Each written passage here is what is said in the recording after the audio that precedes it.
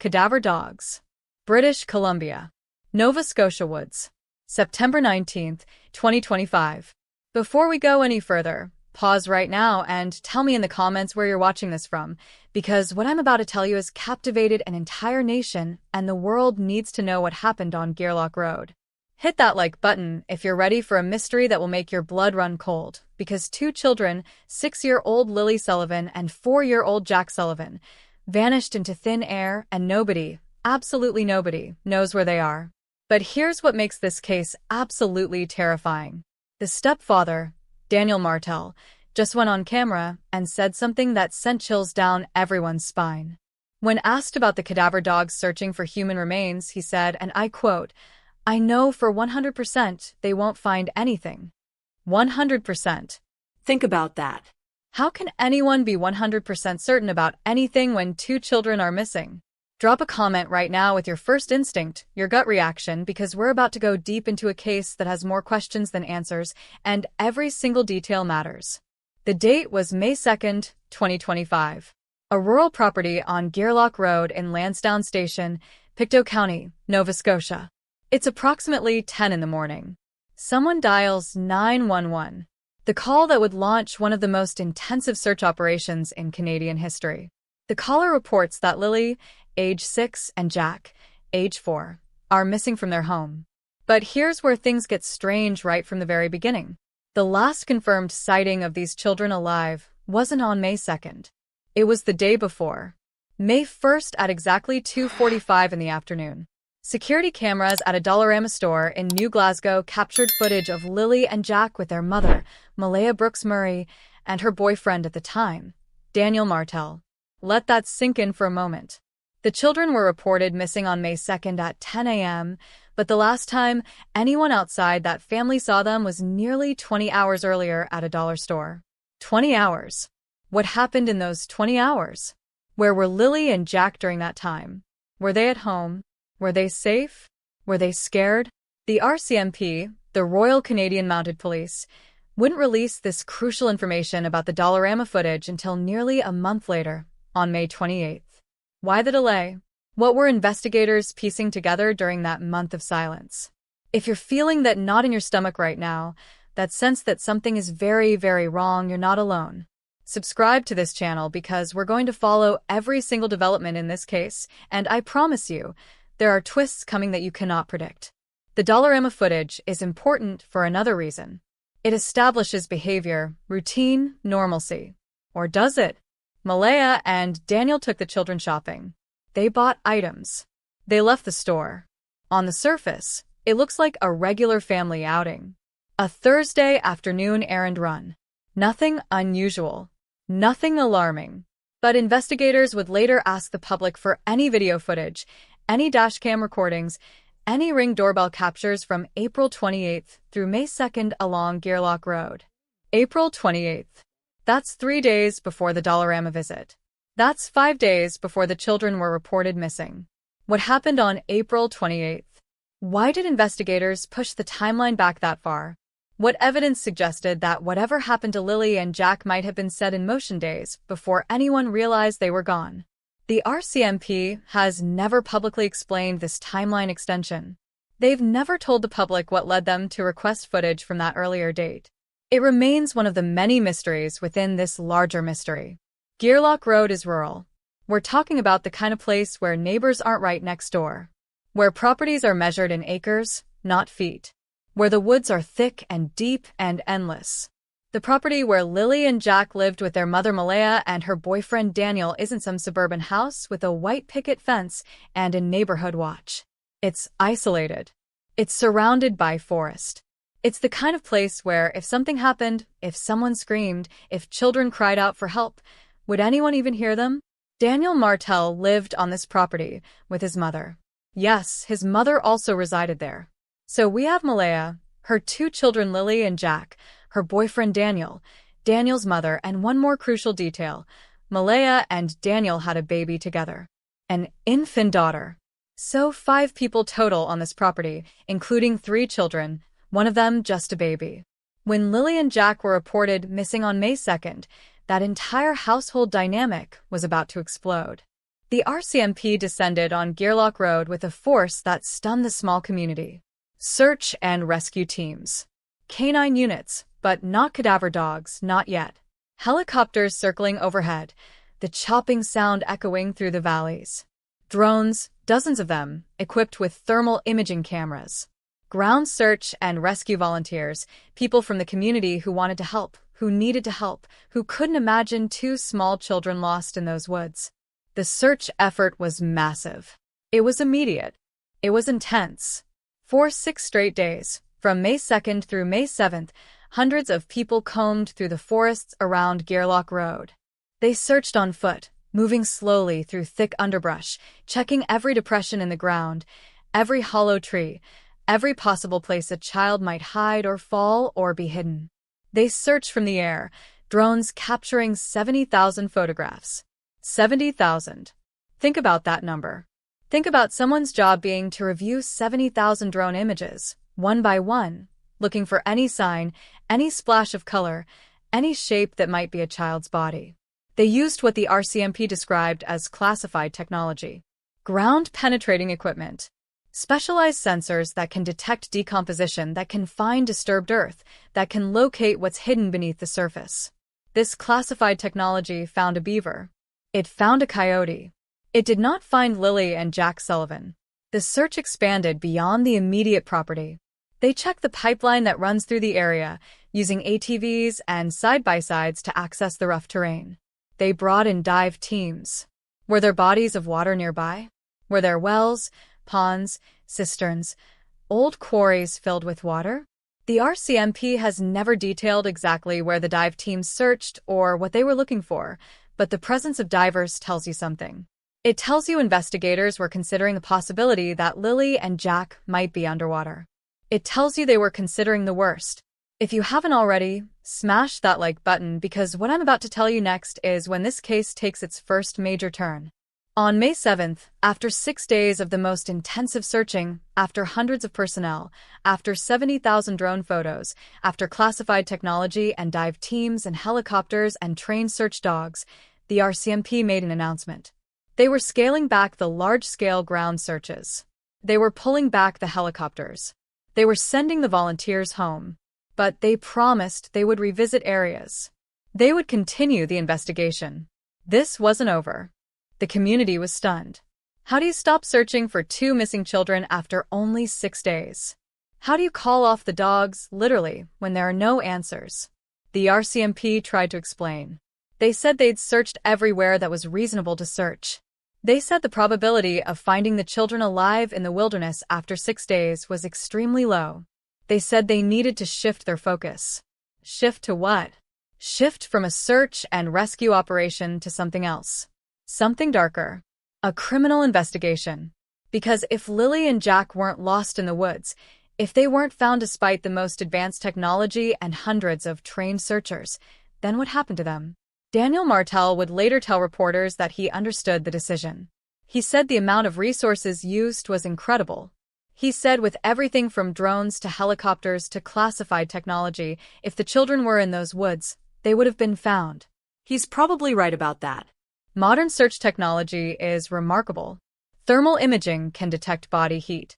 Cadaver dogs can smell decomposition from incredible distances.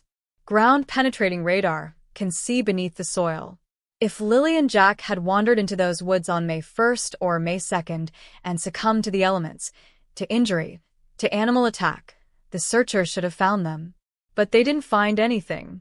Not a shoe. Not a piece of clothing. Not a toy. Not a trace. It's as if Lilly Sullivan and Jack Sullivan simply ceased to exist after 2:45 p.m. on May 1st, 2025, when they walked out of that Dollarama in New Glasgow. Tell me in the comments, what's your theory right now? Do you think they wandered off?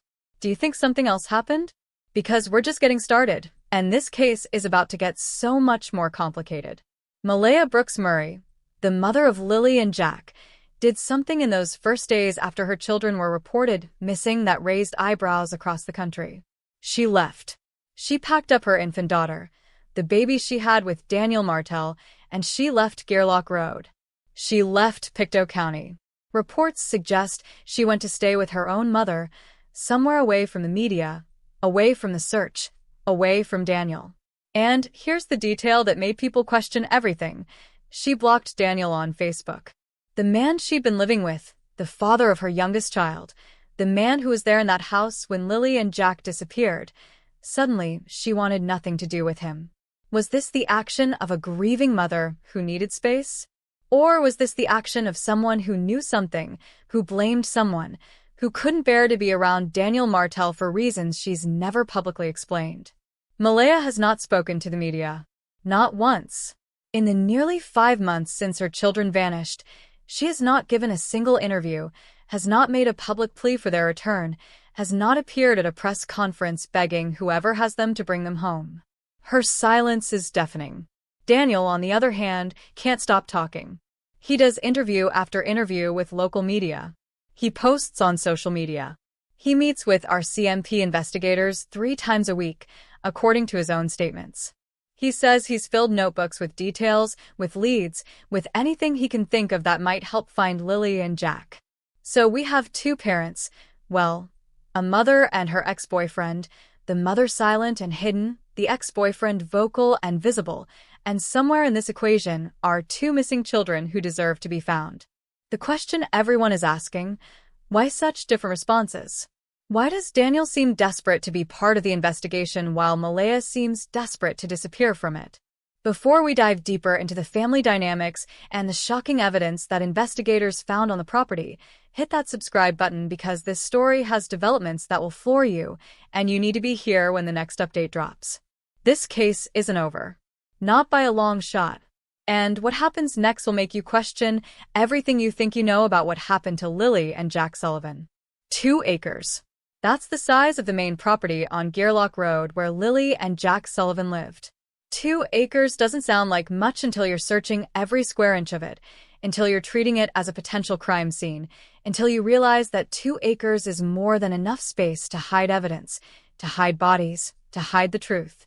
But the RCMP didn't just search 2 acres. They expanded their search to 8.5 acres total, including neighboring properties. One of those neighboring properties belonged to Daniel Martel's brother. Family land. Family connections. Family secrets. Let me paint you a picture of this place, because understanding the physical environment is crucial to understanding how 2 children could vanish. Gairloch Road winds through rural Nova Scotia countryside. We're talking about a place where you can stand outside at night and see every star in the sky because there's no light pollution.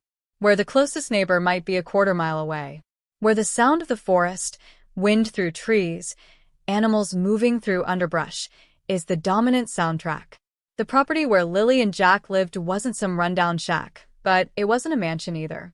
It was a rural home, the kind that generations of families have lived in across Atlantic Canada.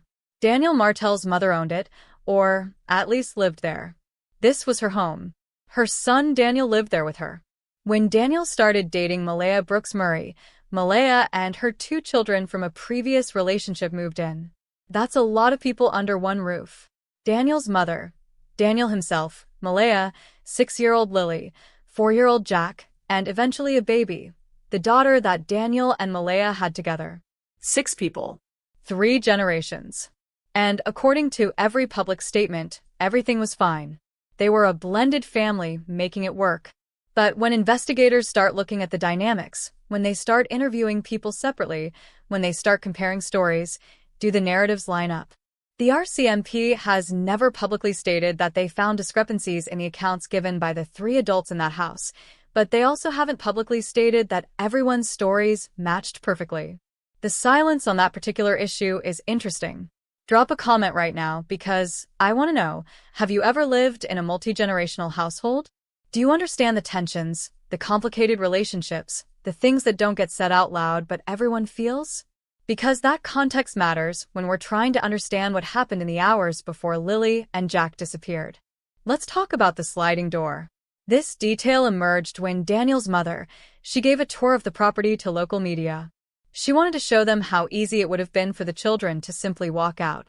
There was a sliding glass door, the kind you find on thousands of homes, leading from the living area to the outside.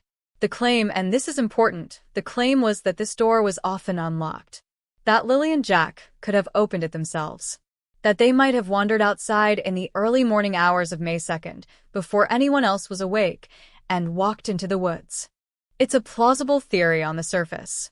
Children are curious. Children don't always understand danger. A 4-year-old boy and his 6-year-old sister might think it's an adventure to go exploring in the forest.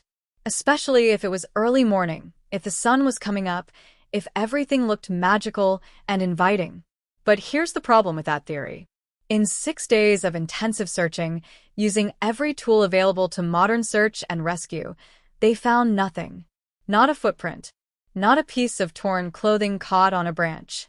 Not a hair. Not a drop of blood. Nothing. And children, especially young children, leave traces. They step in mud. They brush against vegetation. They drop things.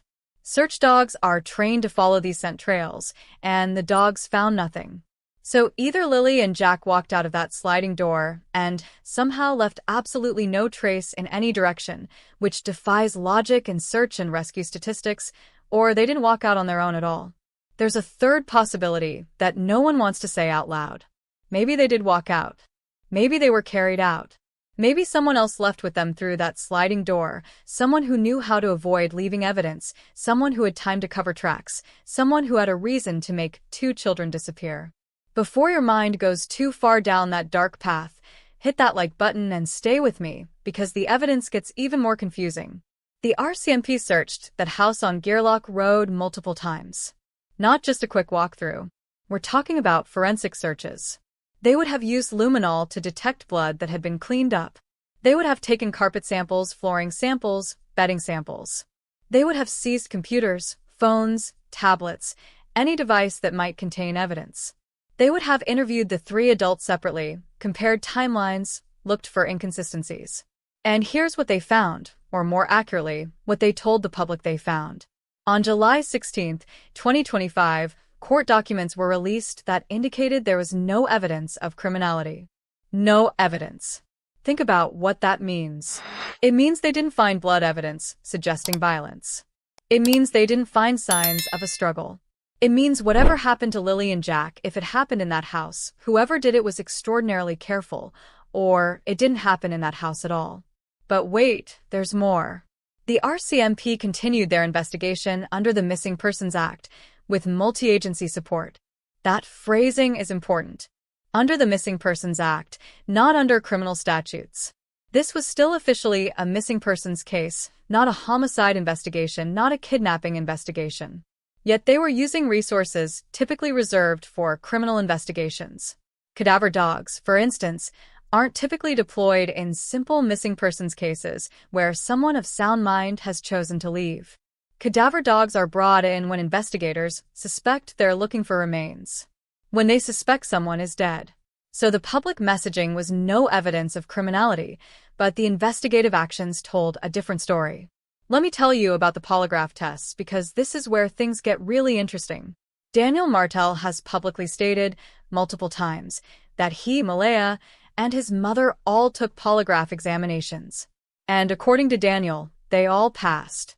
Now, polygraph tests aren't admissible in Canadian courts. They're considered unreliable, too easy to manipulate, too dependent on the examiner's interpretation. But police still use them as an investigative tool. The theory is that even if the results aren't court admissible, they can help investigators determine who to focus on, who's being deceptive, who might know more than they're saying. If all 3 adults pass their polygraphs, that's significant. It suggests, at least according to that particular investigative tool, that none of them were directly involved in harming Lilly and Jack. But polygraphs can't tell you what you don't know. They can't tell you if someone else was involved. They can't tell you if something happened that the people in the house genuinely didn't witness. Daniel has said in interviews that he wishes they would do another round of polygraphs. He's that confident. He wants to prove, again, that he had nothing to do with the disappearance of those children. Some people see that confidence as the mark of an innocent man. Other people see it as the performance of someone who knows exactly what happened and knows the polygraph can't prove it. What do you think? Comment below with your read on Daniel Martel, because we're about to dive deep into his interviews, his statements, his body language, everything. The property's search wasn't limited to the house and yard. The RCMP expanded into the surrounding woods. They used those 70,000 drone photographs I mentioned. They brought in the classified technology that could scan beneath the ground. They had teams on ATVs accessing the more remote areas. The pipeline that runs through that region became a focus. Why? Was their intelligence suggesting the children might have gone in that direction? Or was it simply that pipelines often have service roads, cleared paths that a person could use to move quickly through otherwise impassable forest? One detail that's haunted this case from the beginning: the weather. May in Nova Scotia can be unpredictable. It can still be quite cold, especially at night. If Lilly and Jack wandered into the woods in the early morning hours of May 2nd, they would have been wearing whatever they wore to bed. Probably pajamas. Maybe not even shoes. The temperature that night, the RCMP has never publicly stated it, but historical weather data for that region in early May typically shows overnight lows in the single digits Celsius. That's cold. Cold enough that two small children, inadequately dressed, could develop hypothermia within hours. But again, if that's what happened, where are they? Where are the bodies? Decomposition in early May in cold Nova Scotia woods would be slow, but it would happen. And cadaver dogs can detect that scent from remarkable distances, even weeks after death. The fact that the initial searches with regular search dogs found nothing, and now months later they're bringing in specialized cadaver dogs from British Columbia, suggests investigators think the children might be somewhere unexpected, somewhere the previous searches missed, or somewhere they couldn't access before. Subscribe if you haven't already, because the next chapter is going to explore a piece of evidence that everyone's talking about. A pink blanket. Fragments found in two different locations. Contradictory statements from Daniel and Malaya about whose blanket it was and what happened to it. This pink blanket might be the key to everything, or it might be a red herring that's leading investigators down the wrong path. Either way, it's a mystery within a mystery, and we need to unpack it. The Gearlock Road property, with its sliding door, its 2 acres, its thick surrounding woods, its complicated family dynamics, is burned into the public consciousness now. People drive by slowly, looking, wondering, imagining. What happened in that house? What happened on that land? Where are Lilly and Jack Sullivan? As we move into the next part of the story, keep this image in your mind. A rural home, a sliding door slightly ajar, the forest beyond dark and deep and silent, and 2 children who walked out of their lives and into oblivion without leaving a single trace. Or did they walk? Were they carried? Were they taken? Hold that question, because the evidence we're about to examine might finally give us some answers. There's something about a child's blanket that hits differently. It's not just fabric. It's comfort. It's security. It's the thing they clutch when they're scared, when they're tired, when they need to feel safe. Lilly Sullivan, age 6, had a pink blanket. And that pink blanket has become one of the most controversial pieces of evidence in this entire investigation. Here's why. Fragments of a pink blanket were found in 2 different locations. One fragment was found on the property on Gearlock Road, in the trash. Another fragment, reportedly, was found somewhere else. The RCMP has never publicly specified exactly where that second fragment was located, but the implications are staggering. If pieces of Lilly's blanket were found in multiple locations, that suggests movement, transportation, someone deliberately disposing of evidence. But first, let's establish if this even was Lilly's blanket, because that's where the story gets complicated. When investigators first asked Daniel Martel about the pink blanket fragment found in the trash on the property, he said it wasn't Lilly's. He didn't recognize it. It must have been from something else. That was his initial statement. Then investigators asked Malaya Brooks Murray, the children's mother. And Malaya said yes, that is Lilly's blanket. That's the fragment from my daughter's pink blanket. 2 people, living in the same house, giving completely contradictory answers about a simple yes or no question. Was this Lilly's blanket? How do 2 people who live together, who would have seen this blanket constantly if Lilly carried it everywhere like children do with their comfort objects, give opposite answers? Let's pause here because I need you to comment. Does this discrepancy suggest deception, or does it suggest genuine confusion? Could Daniel simply not have paid attention to Lily's belongings? Is that plausible? Or does the contradiction point to something more sinister?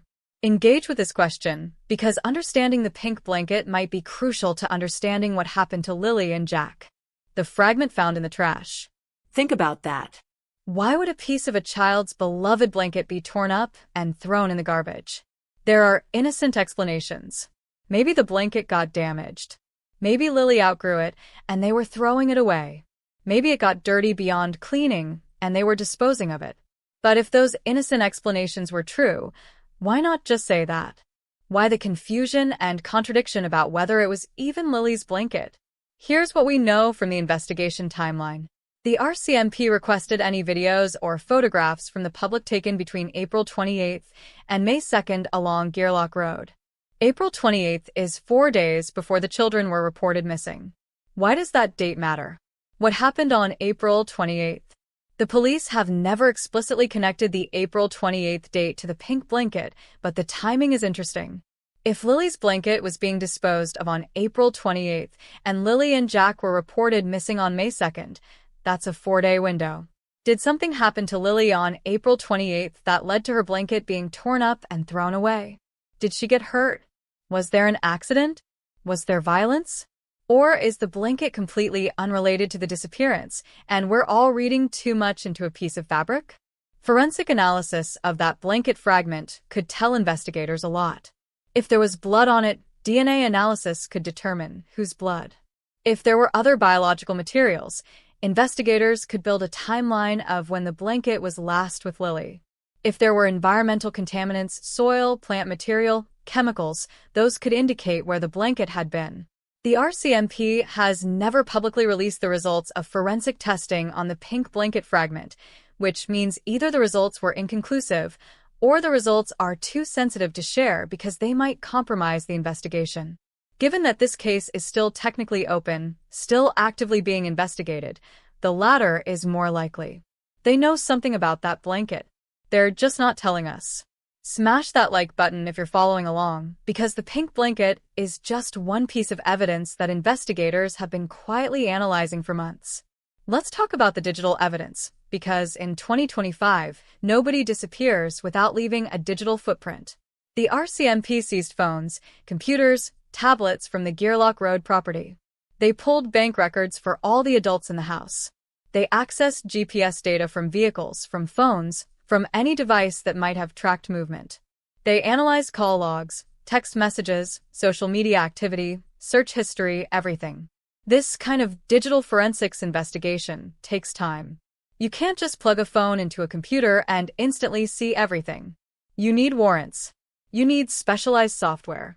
You need trained analysts who can recover deleted data, who can piece together timelines, who can spot patterns that indicate planning, deception, or guilt.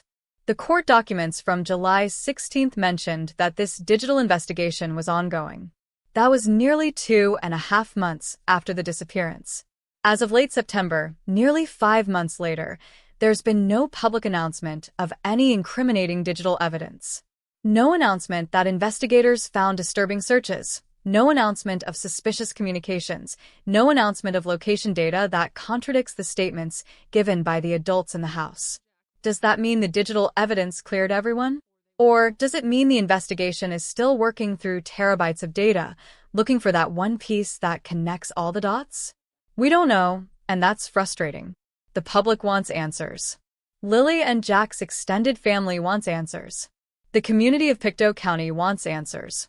But investigations move at their own pace, and sometimes silence means the investigation is protecting its strategy, not that there's nothing to find.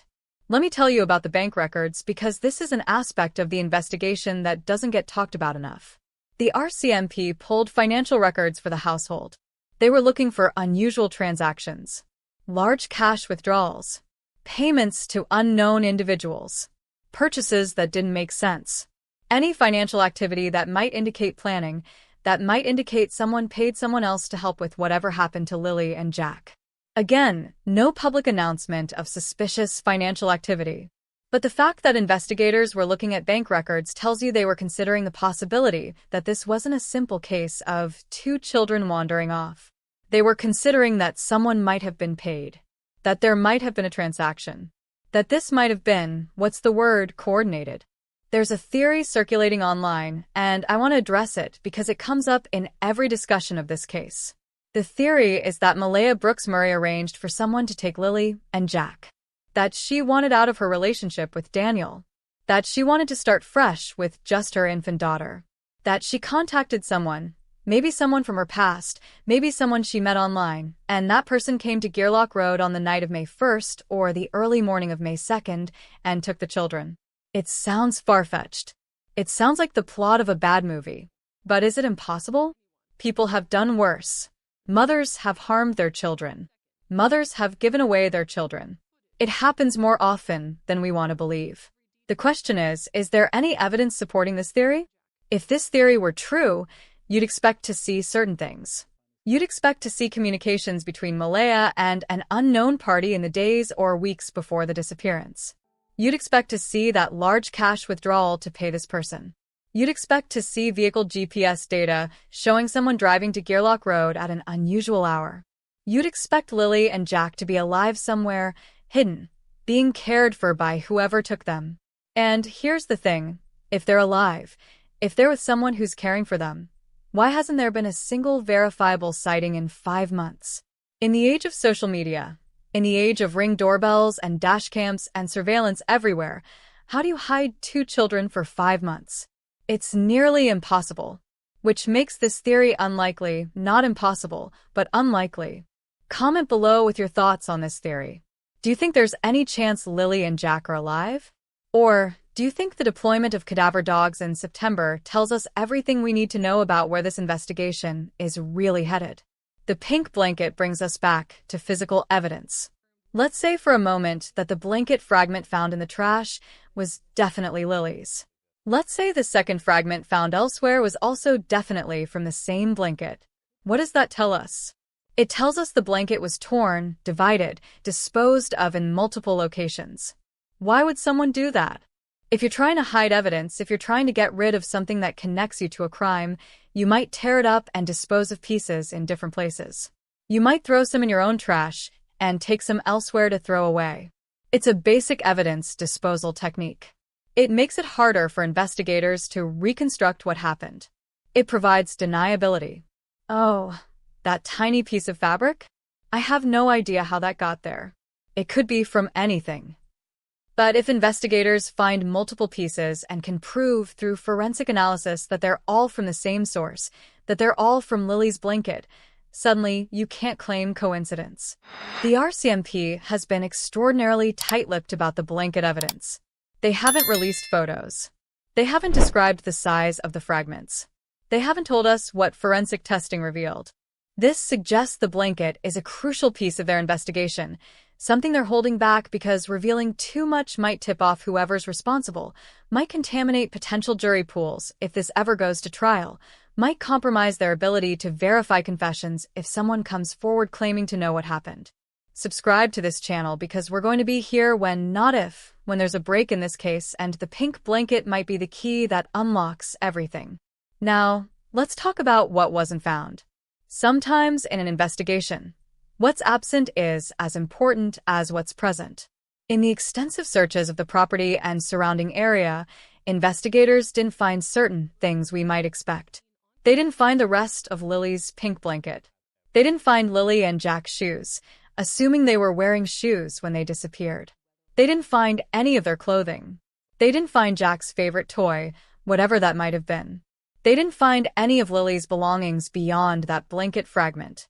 If Lilly and Jack simply wandered off into the woods, you'd expect some of their things to be scattered along a trail. Children drop things. But nothing was found. This absence of evidence becomes evidence itself. It suggests whoever removed Lilly and Jack from that property was methodical. They took everything. Or they cleaned up everything. Or, and this is the darkest possibility, whatever happened to Lilly and Jack happened in a contained way, in a controlled way, that didn't result in belongings being scattered. I hate even typing those words, even thinking about what that might mean, but we have to consider all possibilities. The investigation has to consider all possibilities. Which brings us to the next phase of this case, when the RCMP announced they were shifting their approach, when they started talking about criminality, when they started preparing for the worst. But before we go there, I need you to hit that like button and tell me in the comments, what piece of evidence do you think is most important? Is it the pink blanket? Is it the digital data? Is it the statements from Daniel and Malaya? Is it the location timeline from that Dollarama visit to the 911 call? Because in complex cases like this, sometimes it's one small detail, one overlooked piece of evidence, that cracks everything wide open.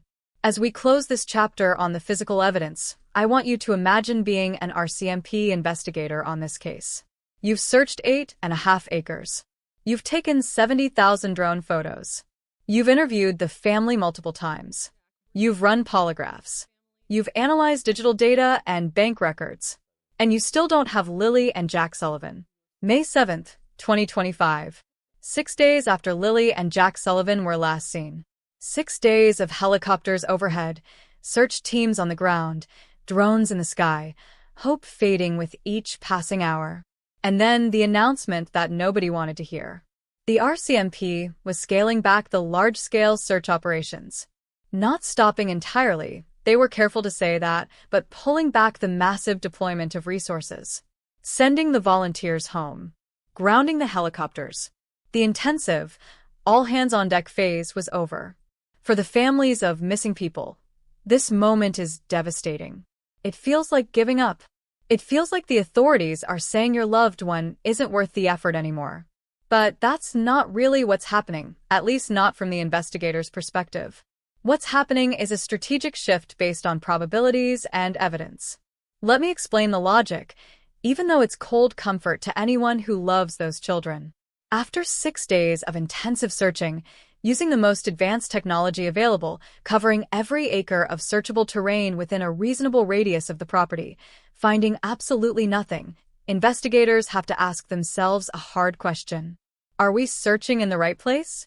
Because modern search and rescue technology is incredibly effective. We're not talking about people wandering through the woods calling out names and hoping for the best.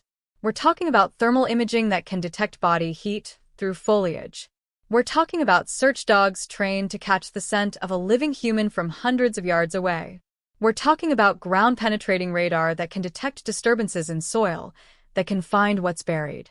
We're talking about 70,000 drone photographs, each one analyzed by trained personnel looking for any anomaly, any shape, any color that doesn't belong.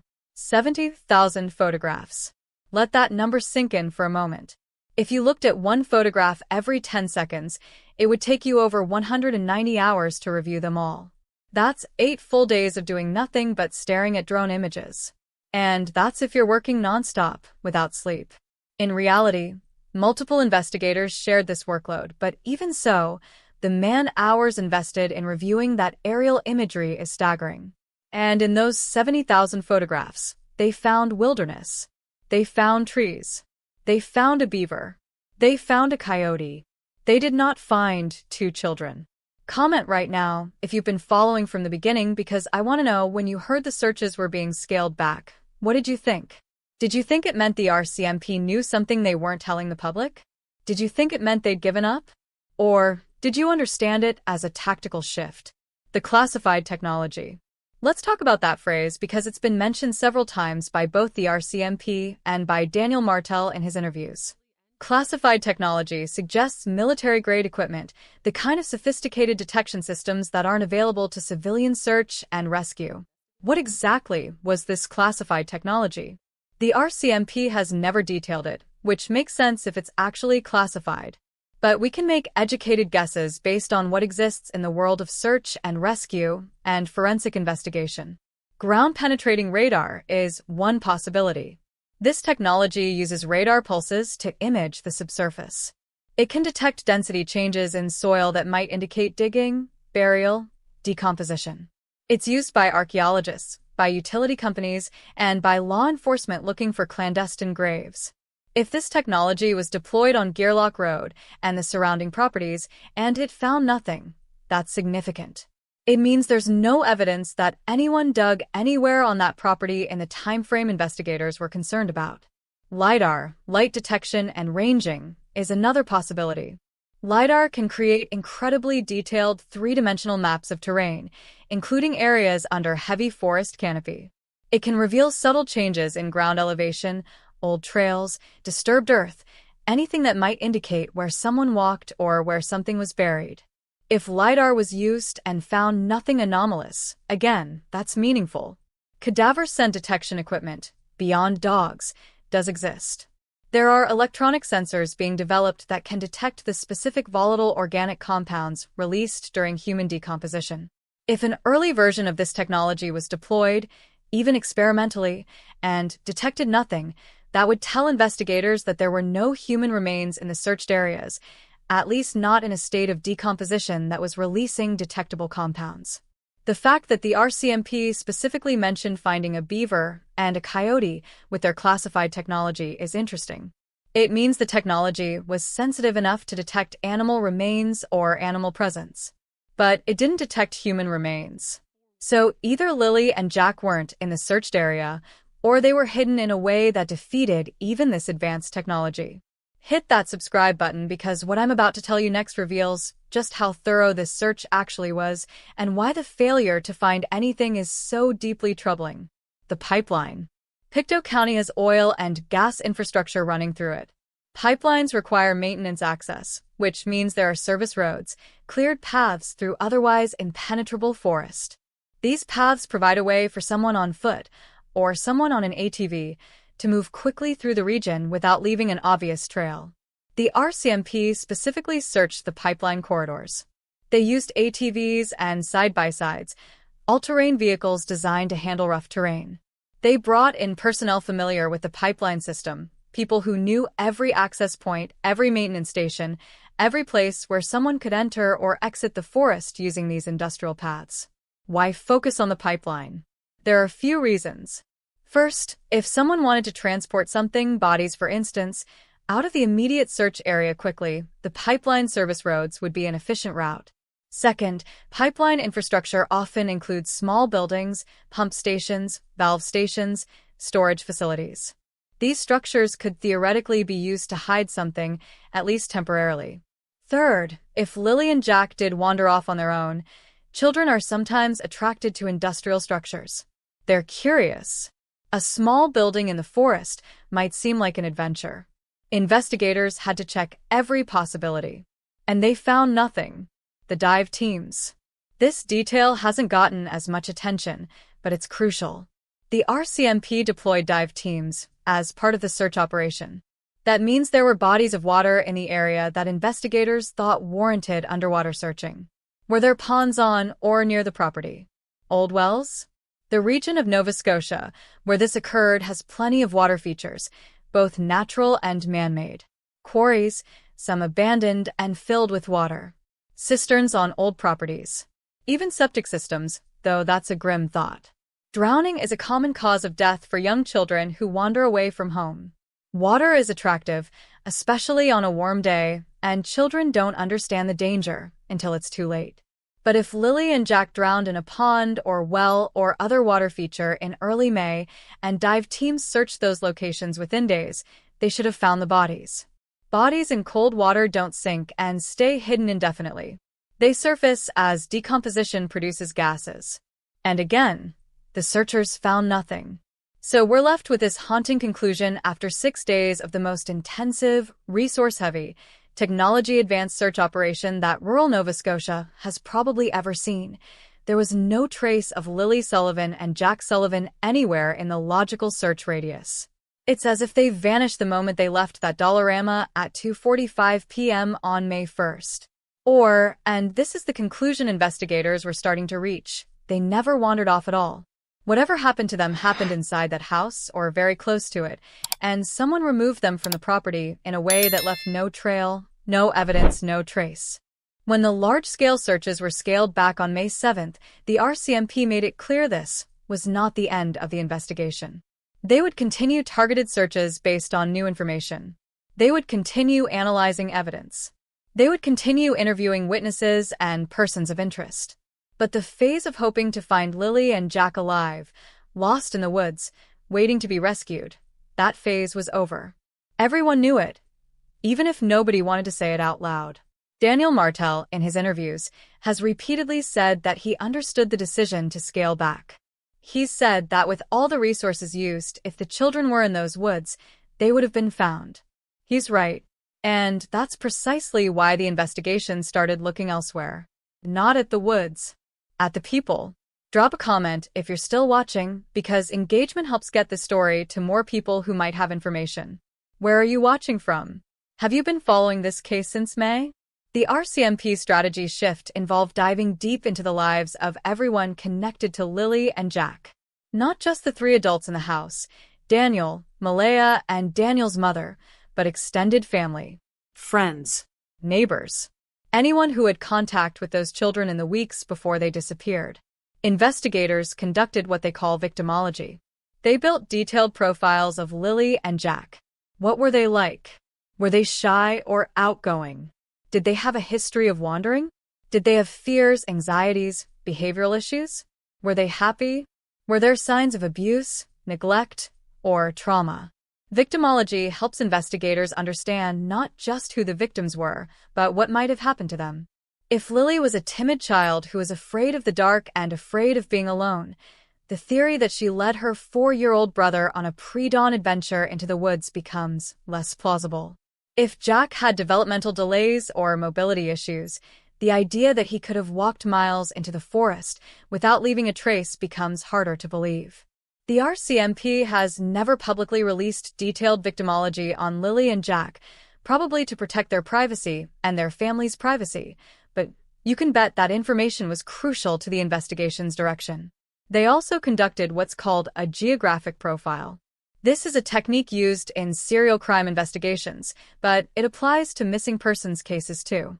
You map out all the locations connected to the victims and the people in their lives. Where did they live? Where did they go to school? Where did they shop? Where did their parents work? Where did extended family live? You look for patterns, for connections, for places that appear repeatedly in the lives of the people involved. The Dollarama in New Glasgow was one of those locations. It was the last place Lilly and Jack were seen. Did the family shop there regularly?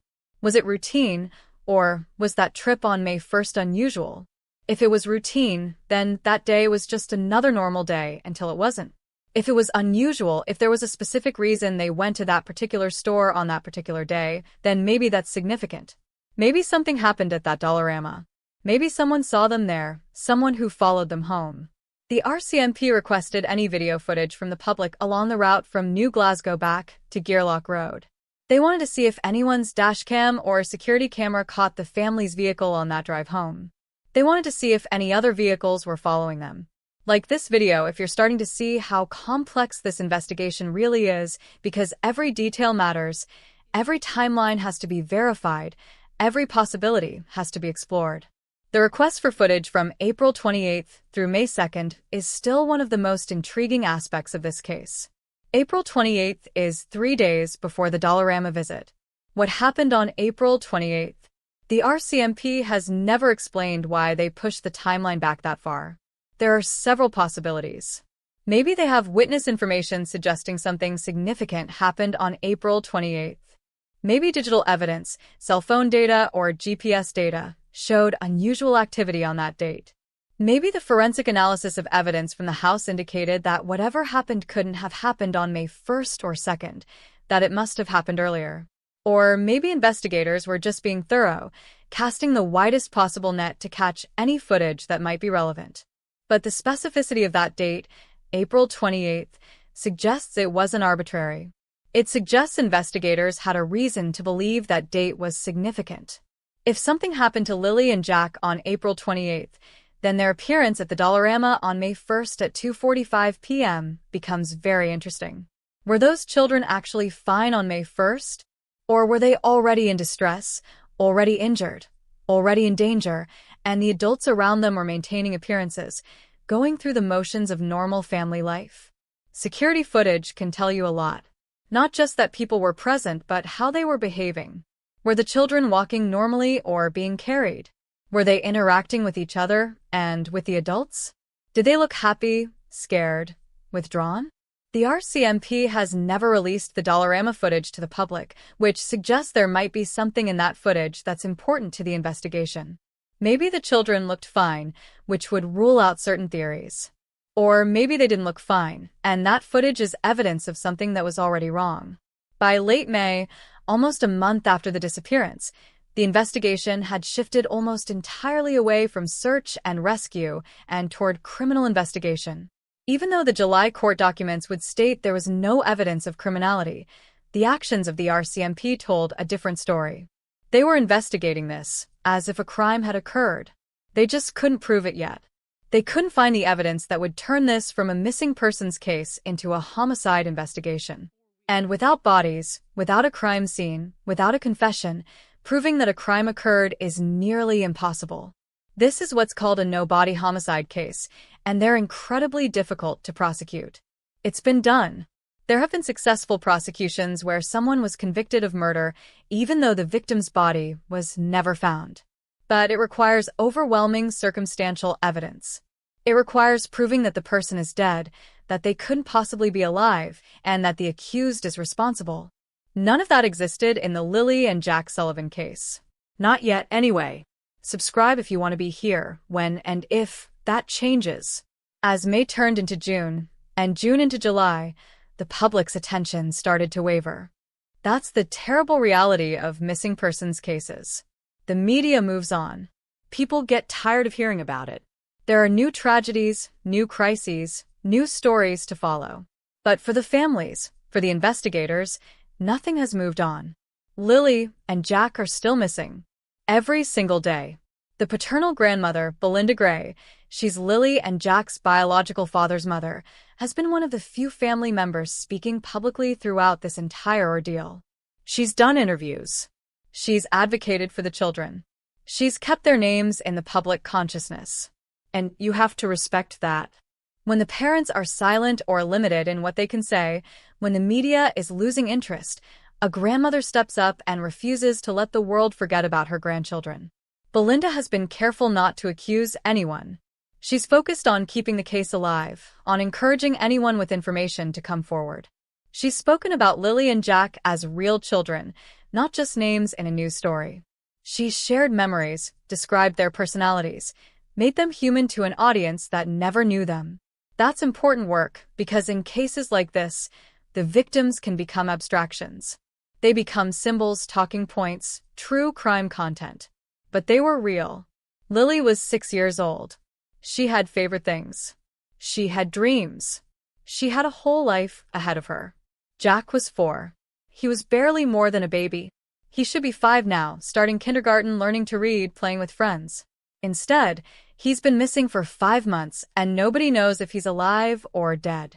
The emotional weight of this case is crushing. Comment below if you've been affected by this story, if you've been following it, if you think about Lilly and Jack. Because that collective attention, that public pressure, it matters. It keeps investigators motivated. It keeps resources allocated to the case. It ensures that this doesn't just become another cold case file in a drawer somewhere. The searches may have stopped in early May, but the investigation never stopped.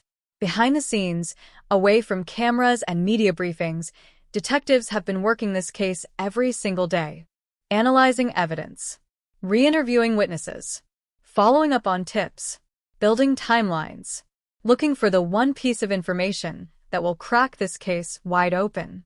And now, in September, for months after the searches stopped, something changed. Something significant enough that the RCMP made a decision. They were bringing in cadaver dogs from British Columbia. They were preparing to search again. They were preparing to find bodies. That's what the next chapter is about, and you need to stay with me, because the deployment of cadaver dogs in September tells us something crucial about where this investigation is headed and what investigators really believe happened to Lilly and Jack Sullivan. May, June, July. 3 months after Lilly and Jack vanished. 3 months of RCMP investigators working behind the scenes. 3 months of a community trying to process the impossible. 3 months of Malaya Brooks Murray's silence. Let's talk about Malaya, because her absence from the story is one of the loudest aspects of the entire case. From the moment her children were reported missing, Malaya has not given a single public statement. Not one interview. Not one press conference. Not one Facebook post begging for their safe return. Nothing. Compare that to Daniel Martel, who seems to be doing media interviews every few weeks, who posts on social media, who is visible and vocal. Why the difference? There are innocent explanations for Malaya's silence. Grief affects people differently. Some people need to talk, need to process out loud, need the public support. Other people shut down. They can't face cameras. They can't put their pain into words. They need privacy to survive. Malaya lost both of her children in one day. That kind of trauma can be absolutely paralyzing. Maybe she's catatonic with grief. Maybe she's under sedation. Maybe she literally cannot function. Those are possible. Those are even likely if she had nothing to do with what happened to her kids. But there's another possibility. Maybe Malaya's lawyer told her not to say anything. Maybe she's been advised that anything she says publicly can and will be used against her if this becomes a criminal case. Maybe her silence isn't about grief. Maybe it's about legal strategy. And if that's true, why does she need legal strategy if she's innocent? Drop a comment with your honest thought. Does Malaya's silence make her look guilty, or is she entitled to grieve privately? Because I genuinely want to know what people think, and there's no right answer here. This is complicated. Let's talk about where Malaya went. Within days of the children being reported missing, Malaya packed up her infant daughter, the baby she had with Daniel, and she left Gearlock Road. According to reports, she went to stay with her own mother. Somewhere away from Pictou County. Somewhere away from the media circus. Somewhere away from Daniel. And that last part is crucial. Malaya and Daniel were together when the children disappeared. They were living together. They had a baby together. And then suddenly, Malaya wants nothing to do with him. She blocks him on Facebook. She takes their daughter and leaves. What does that tell us? It could tell us that Malaya blames Daniel. Maybe she genuinely believes he harmed Lilly and Jack. Maybe she's terrified of him. Maybe she felt unsafe and needed to get herself and her baby away from him. That would make sense, especially if Daniel did something to Lilly and Jack without Malaya's knowledge. Maybe she woke up on the morning of May 2nd, discovered the children were gone, and realized what Daniel must have done. In that scenario, her silence makes sense. She's a victim too. She's traumatized. She can't speak publicly because she's trying to protect herself and her surviving child. But there's another interpretation. Maybe Daniel blames Malaya. Maybe he suspects she did something to her own children. Maybe while he was asleep or while he was away from the house. Maybe their relationship fractured because each one suspects the other. Maybe Malaya blocked Daniel because she couldn't stand to see him online, playing the concerned stepfather when she believes he's responsible. Or maybe they both know what happened. Maybe it was an accident. Maybe one of them did something, and the other helped cover it up, and now they can't stand to be near each other because of the guilt and the secret they share. Like this video if you're still following along, because we're about to dive into the evidence that emerged during these 3 silent months, and some of it is absolutely chilling. The polygraph tests. Daniel has mentioned them in multiple interviews. He, Malaya, and his mother all took polygraph examinations. And according to Daniel, they all passed. Now, polygraphs are controversial. They measure physiological responses, heart rate, blood pressure, breathing, skin conductivity, while the subject answers questions. The theory is that lying causes stress, and stress causes measurable changes in these physiological markers. But polygraphs can be beaten. Psychopaths, people who don't feel normal stress responses, can pass polygraphs while lying. People who are extremely nervous can fail polygraphs while telling the truth. That's why they're not admissible in Canadian courts.